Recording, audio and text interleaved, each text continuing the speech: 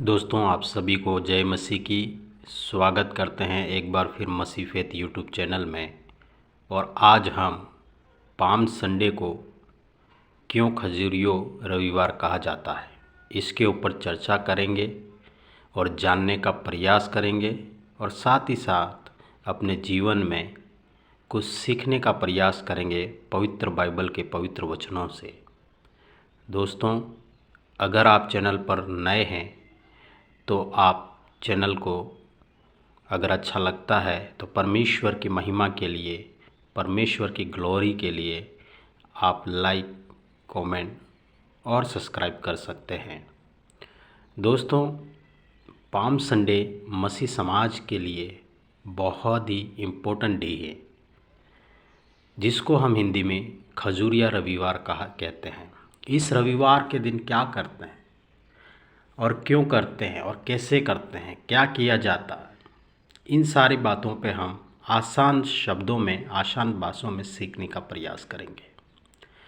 दोस्तों, अगर हम पवित्र बाइबल को पढ़ते हैं और पवित्र बाइबल में दो भाग हैं, एक पुराना नियम है और एक नया नियम है। पूरी बाइबल को अगर पढ़ेंगे तो उसके सारांश और सार को हम समझने का प्रयत्न करेंगे तो एक ही उद्देश्य है, वो है पाप।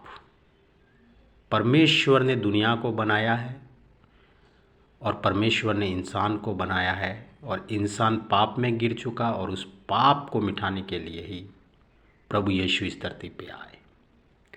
जब प्रभु यीशु पुराने नियम में भविष्यवक्ताओं की भविष्यवाणियाँ नए नियम में पूरी हुई है और उन भविष्यवाणियों के मुताबिक जब प्रभु अपने जब इस धरती पर थे, इस पृथ्वी पर थे, परमेश्वर के वचनों के अनुसार वो सेवा कार्य को पूरा कर रहे थे। और उनकी सेवा क्या थी? उनकी सेवा ये थी कि बीमारों को चंगाई देते थे, अंधों को आँखें देते थे, लंगड़ों को चलाते थे, बेसहाराओं को सहारा देते थे और प्रभु के वचन को दूसरों को पहुंचाते थे और कहते थे कि तुम्हें पाप से अपना मन फेरना होगा, गलत संगति से अपने आप को दूर रखना होगा, जिससे कि परमेश्वर आपसे खुश होए और खुश होकर आपको और आपके परिवार को परमेश्वर आपको आशीष दे। और जब दिन आएगा जन्नत का, क़यामत का, तो परमेश्वर आपको स्वर्ग में ले जाने पाए।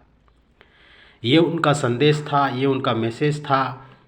जब पूरा हुआ समय वचनों के मुताबिक तो मत्ती रचित सुसमाचार में 21वें अध्याय में हम पढ़ते हैं 1 से लगाकर 10, तो वहाँ पर पाम संडे का जिक्र किया गया है। मत्ती में ही नहीं दोस्तों, अपने नए नियम के जो 4 गोस्पल्स है, जिसको 4 सुसमाचार बोलते हैं, मत्ती, मरकुस, लूका, यूहन्ना, इन चारों सुसमाचारों में हमें पाम संडे, खजूरिया रविवार का जिक्र मिलता है। और उस दिन जब प्रभु अपने वचन के मुताबिक मानव जाति के पापों का बोझ लेने के लिए अपने आप को, उनके वचनों को पूरा करने के लिए जब यरूशलेम में आए, तो वचन कहता है मैथ्यू 21वां अध्याय और पहली आयत में कहता है कि जब वे यरूशलेम के निकट पहुँचे और जैतून पहाड़ पर बेतफगे के पास आए, तो यीशु ने 2 चेलों को ये कहकर भेजा, सामने के गांव में जाओ। वहां पहुंचते ही एक गदही बंधी हुई और उसके साथ बच्चा तुम्हें मिलेगा। उन्हें खोलकर मेरे पास ले आओ। यदि तुमसे कोई कुछ कहे तो कहना कि प्रभु को इसका प्रयोजन है, तब वह तुरंत उन्हें भेज देगा। इसलिए हुआ कि जो वचन भविष्यवक्ता के द्वारा कहा गया था वह पूरा हो। और वो वचन ये था कि सिय्योन की बेटी से कहो, देख तेरा राजा तेरे पास आता है, वह नम्र है और गधे पर बैठा है, वरन लादू के बच्चे पर।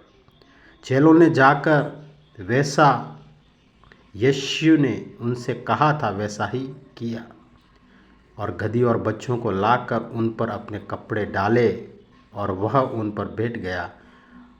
तब बहुत से लोगों ने अपने कपड़े मार्ग में बिछाए और अन्य लोगों ने पेड़ों से डालियां काटकर मार्ग में बिछाई। और जो भीड़ आगे आगे जाती और पीछे पीछे चली आती थी, पुकार पुकार कर कहती थी, दाऊद के संतान को होसन्ना, धन्य है वह प्रभु के नाम से आता है, आकाश में होसन्ना। ये वचन भजन संहिता 118 और उसका 26 में लिखा है दोस्तों। और वो वचन ये दोहरा रहे थे और लोग चिल्ला कर परमेश्वर की आराधना कर रहे थे। तब उसने यरूशलेम में प्रवेश किया तो सारे नगर में हलचल मच गई और लोग कहने लगे, यह कौन है? लोगों ने कहा, यह गलील के नाजरत का भविष्यवक्ता यीशु है। सो दोस्तों, ये जो वचन हमने पढ़ा है, इस वचन के मुताबिक वो परमेश्वर के पुत्र प्रभु यीशु मसीह ने वो वचन पूरे किए। और इस दिन जब यरूशलेम के जैतून के पहाड़ के ऊपर वो आए तो उन्होंने देखा उस कंडीशन को, उस स्थिति को, उस आने वाली परिस्थितियों को, आने वाली घड़ी के बारे में उन्होंने भाप लिया था और वो बहुत दुखित भी हुए।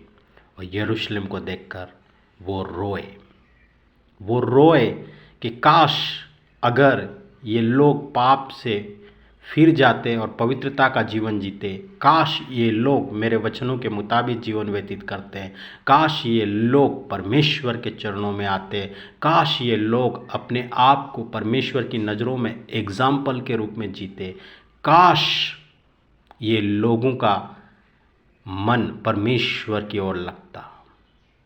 ये सारे विचारों को याद करके प्रभु दुखित हुए।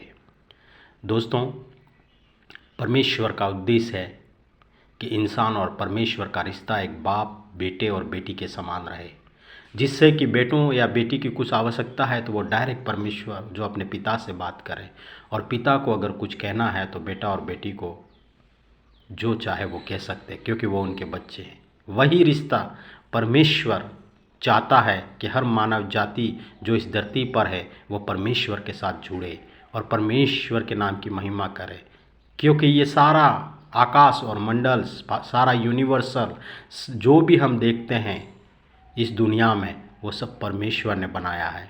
वो चाहे वो कर सकता है, वो चाहे तो इस दुनिया को जैसा चाहे वैसा बना सकता है। सो ये परमेश्वर की इच्छा है और उस इच्छा को पूरा करने के लिए वचनों के मुताबिक अगर आप देखोगे तो प्रभु यीशु ने इस धरती पे जन्म लिया। उनसे पहले काफ़ी ऐसे योद्धा आए, काफ़ी ऐसे अलग अलग भविष्यवक्ताएँ आए, हम बाइबल में पढ़ते हैं, काफ़ी अलग अलग शक्तियों वाले आए। बट आखिरी में जब कहीं न कहीं परमेश्वर को लगा कि अब आखिरी में प्रभु यीशु मसीह को एक इंसान के रूप में भेजना है, तो प्रभु यीशु इस दुनिया में आए और आज आपसे और हमसे कहता है कि अपने मन को फिराइए और परमेश्वर के पास आइए, प्रार्थना करिए, नया जीवन शुरू करिए और प्रभु में बने रहिए, जिससे कि प्रभु आपके और आपके परिवार को चाहे मुसीबत और संकट कैसा भी क्यों ना हो, उन सारी परिस्थितियों से परमेश्वर बाहर निकालने पाए। और उसके चरणों में जिस तरह मुर्गी अपने बच्चों को पंखों के तले छिपाती है, उसी तरह परमेश्वर आपको और आपके परिवार को भी रक्षा करें। परमेश्वर के वचनों के मुताबिक हमारा जीवन एक एग्जाम्पल रूप से हम जीने पाए। दोस्तों, परमेश्वर को अपना जीवन समर्पित करिए और परमेश्वर के नज़दीक में आइए और परमेश्वर आपको आशीष दे, से हमारी प्रार्थना है। दोस्तों, ये था पाम संडे। और पाम संडे को खजुरिया रविवार क्यों कहा जाता है, इसके बारे में हमने डिस्कशन किया। और आज से लगा कर ये पूरा वीक अलग अलग कलीसियाओं में, अलग अलग परिवारों में विशेष प्रार्थना और प्रभु के वचनों के द्वारा सीखा जाएगा, जिसको हम होली वीक बोलते हैं, पैशन वीक बोलते हैं। जो प्रभु यीशु ने इन दिनों में कलवरी क्रॉस पर चढ़ने से पहले क्या काम किया, गुड फ्राइडे और फिर ईस्टर पर भी हम प्रभु के वचनों को सीखेंगे। दोस्तों, प्रभु आपको आशीष दे, परमेश्वर आपको सुरक्षित रखे, परमेश्वर की दया आपके ऊपर बनी रहे, ये हमारी प्रार्थना है। और दोस्तों, अगर अब तक आप बने रहे हैं तो परमेश्वर की महिमा के लिए और आशीषों के लिए इस चैनल को आप सब्सक्राइब, लाइक और शेयर अपने दोस्तों और परिवार में कर सकते हैं। प्रभु आपको आशीष दे। God bless you. मिलते हैं इसी प्रकार और प्रभु के वचनों के साथ। तब तक के लिए आप अपने और अपने परिवार का ख्याल रखें। God bless you.